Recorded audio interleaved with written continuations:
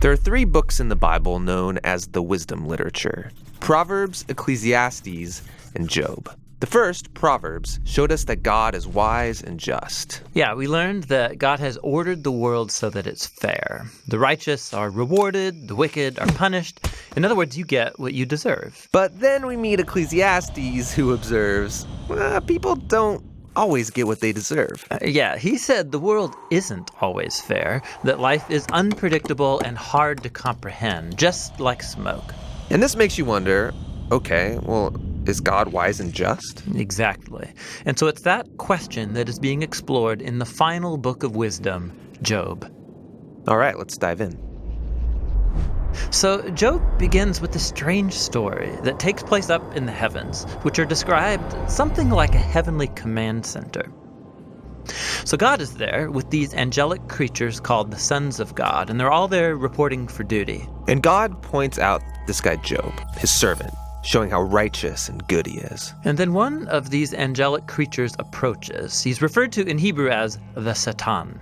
The Satan? Who is this? Well, this word is actually a title, which literally means the one who is opposed. So out of this whole crew, he is the one questioning how God is running the world. And he proposes that Job might not actually love God, that he's only a good person because God rewards him.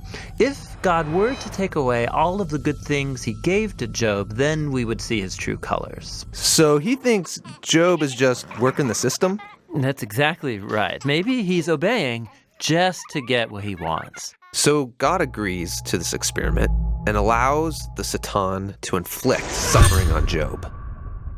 And Job loses everyone and everything that he cares about. It is devastating.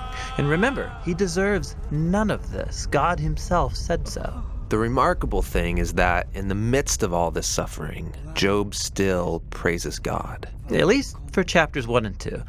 But then in chapter 3, we find out how he's really feeling inside. He unleashes this poem that reveals this devastation. It's a long, elaborate curse on the day that he was born. After this, some of Job's friends come to visit him to offer their help. And all of them are like, Job, you must have done something horribly wrong to deserve this. After all, we know God is just, and we know the world is ordered by God's justice and fairness, so you must be getting what you deserve. And for the next 34 chapters, the friends and Job go back and forth in very dense Hebrew poetry. His friends keep speculating about why God might have sent such suffering, and they even start making up lists of hypothetical sins that Job must have committed. But after each accusation, Job defends his innocence. And Job is innocent. He is. He's also on an emotional roller coaster. At some moments, he's very confident that God is still wise and just. Yeah, in other moments, he's doubting God's goodness. He even comes to accuse God of being reckless, unfair, and corrupt. So by the end of the dialogue, Job demands that God come and explain himself in person, and God does so. He comes in the form of a great storm cloud. Now, God doesn't give Job a direct answer. He doesn't tell Job about the conversation with the Satan. Yeah, he does something very different. He takes Job on a virtual tour of the universe. He shows Job how grand the world is, and he asks him if he's even capable of running it or understanding it, just for a day.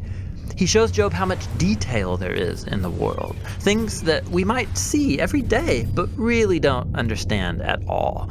But God does. He knows it all intimately. He pays attention to the beauty and operations of the universe in ways that we haven't even imagined and in places that we will never see.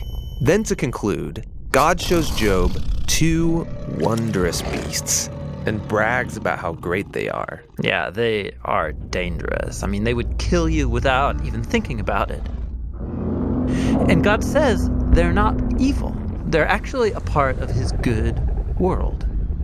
And then that's it. That's God's whole defense. It's kind of weird. I mean, what was this all about?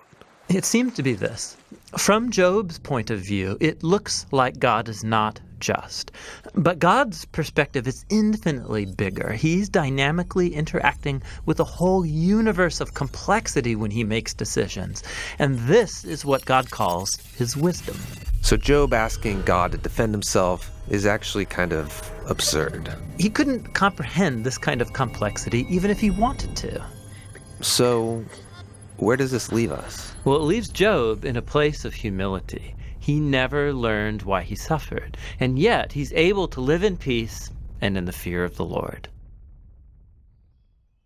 But that's not where the book ends, because after this, God restores to Job double everything he had lost. And this, again, is surprising. I mean, is this a reward? Is God saying, "Congratulations, Job, you passed this elaborate test"? No, I mean, the whole book just made the point that Job losing everything was not a punishment, and so now getting it back isn't a reward. So why does he get it back? Well, apparently, God, in his wisdom, decided to give Job a gift. We don't know why. But what we do know is that Job is now the kind of person who, no matter what comes, good or bad, he can trust God's wisdom. And that's the book of Job, and the end of our wisdom series. These biblical books of wisdom are amazing. Each one offers a unique perspective on the good life, and you need to hear all of them together as you learn to live with wisdom and in the fear of the Lord.